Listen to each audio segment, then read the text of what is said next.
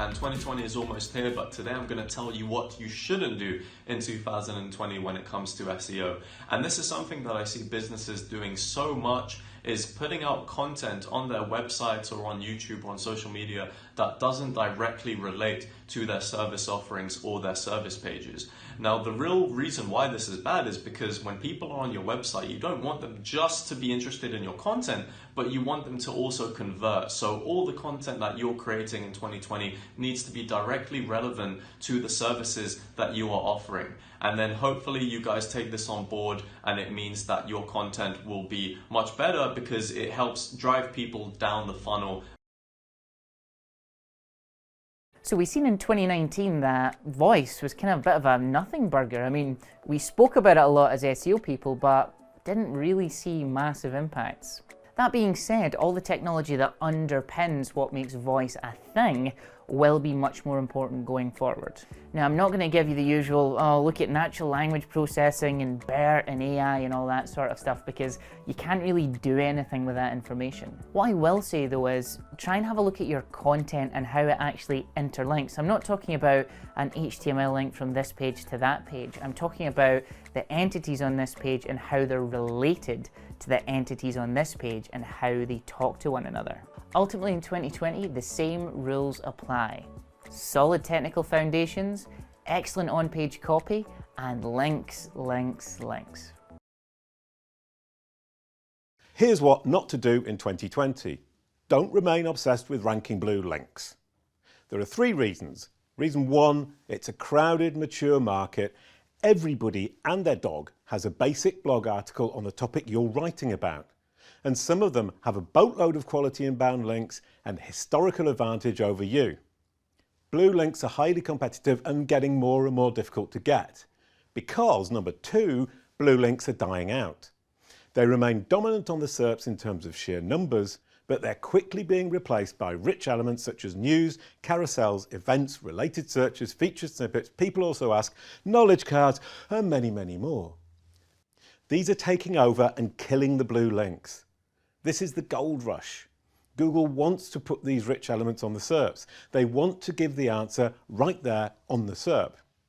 These are amazing opportunities for you. Not only are there more and more opportunities, but the competition is much less fierce than for the blue links. Just make sure you get some branding in there. You might not get the click, but you get the free brand awareness. Reason number 3, blue links are boring. In short, continue working on ranking your blue links, but switch your obsession to rich elements.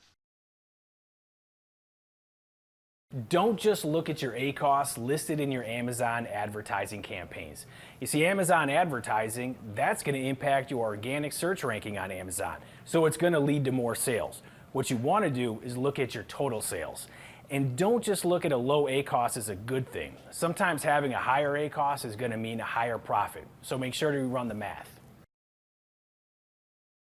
If you're looking to lower your ACoS, don't just automatically reduce your bids. See, what happens is, when you start to lower your bids, you end up getting less impressions, sometimes even no impressions.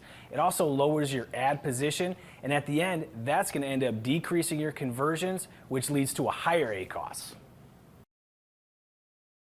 2020 is going to bring quite a lot of changes, just as 2019 was a year when a lot of new trends emerged. But one of the things, regardless of all that, I would recommend you to do in 2020 or don't do, is don't go after the latest trend.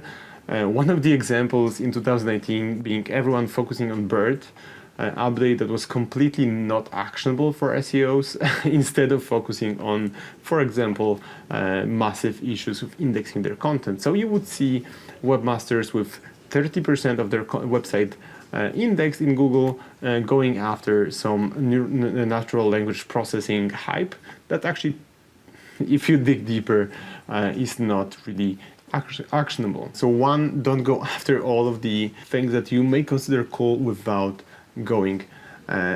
fixing your classics first, and 2, make sure that everything in the technical SEO field is covered within your website. So don't, instead of going after all these shiny objects, focus on web performance, focus on information architecture, focus on making your content indexable, amazing. So don't go after the shiny object, focus on a lot of basics that most of us still can improve. Thank you so much. Hi everyone. 2020, one thing we need to stop doing, guest posting. It just doesn't make any more sense. It's spammy, it's inorganic, and it just lacks all quality signals. So when I analyzed things that were going on within my own team, I found that most of the time when client presses for link numbers, my link builders go, all right, let's find a website that easily accepts links, pay them some money, get the link through. There's no quality control, the content is average.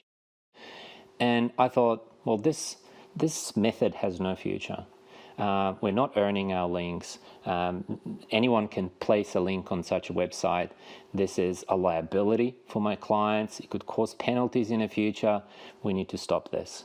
And this is what happened. We gradually trimmed down the number of people involved with guest posting to a point where it's very minimal. And in 2020, guest posting is truly out the door. So what do we do instead? Well, of course, one obvious thing remains is influencer engagement. But there's a problem. If everyone starts hammering influencers, what does that do for this industry? So what I've seen so far is that the same thing is happening. Influencers are becoming transactional, the organic part is lost, and what we're doing is just glorified link buying. You're basically paying money to get influencer to advertise your product. And this is not something that sits well with me. The first thing is looking at your data. Don't test too many things at once. Seeing a lot of people that are getting really into data and coming up with some false conclusions because they're testing too many things and have no idea what's actually working. Second, don't knee-jerk on any algorithm changes. I predict we're going to see a lot of changes in Google and Bing in the next year, and a lot of people are going to panic when their rankings drop. Don't panic. Wait to see what happens. I know it's painful for everyone, but there's nothing you can do by knee-jerking, and you can make the problem worse. Third, don't spend your resources on too many shiny objects. There's a lot of people coming out with a lot of theories based upon BERT and other things, and frankly, there are a lot of things we just don't know. Stick with the tried and true stuff until you see something that's proven to work. Lastly, don't take anyone's word for it. Test yourself to see if something works. Sometimes things that work in one vertical don't work in another. Read my stuff about baby algorithms. Every site is a little bit different. So don't just take someone's advice at face. Test it and make sure that it works. Have an amazing year. In 2020, let's stop working in silos. Let's stop focusing only on bottom of funnel and last click attribution. Let's stop judging top of funnel channels by bottom of funnel standards, and let's stop running top of funnel campaigns without a strong middle funnel program to convert those leads. And last but not least, let's stop blasting one broad message to all of our audiences. This isn't broadcast. We can do so much better. So here's to better performance in 2020. So you need to be respectful of people's time. You need to understand that people aren't watching your content on the telly, on the laptop, in a controlled environment. They're usually watching it on the smartphone, somewhere uncontrolled, and at any point they can be taken away and back out into the real world. But you've got to be respectful of people's time. And also, people are on the phone, and so after a minute the phone starts to get heavy, the screen's quite small, the eyes get tired, and they might be jostled on the bus, they might be in the queue at the post office and they're just checking stuff out and the number's called, right, they're gone. So if you're keeping your videos under 1 minute, you're more likely to say what you need to say to that audience before they get distracted by something else.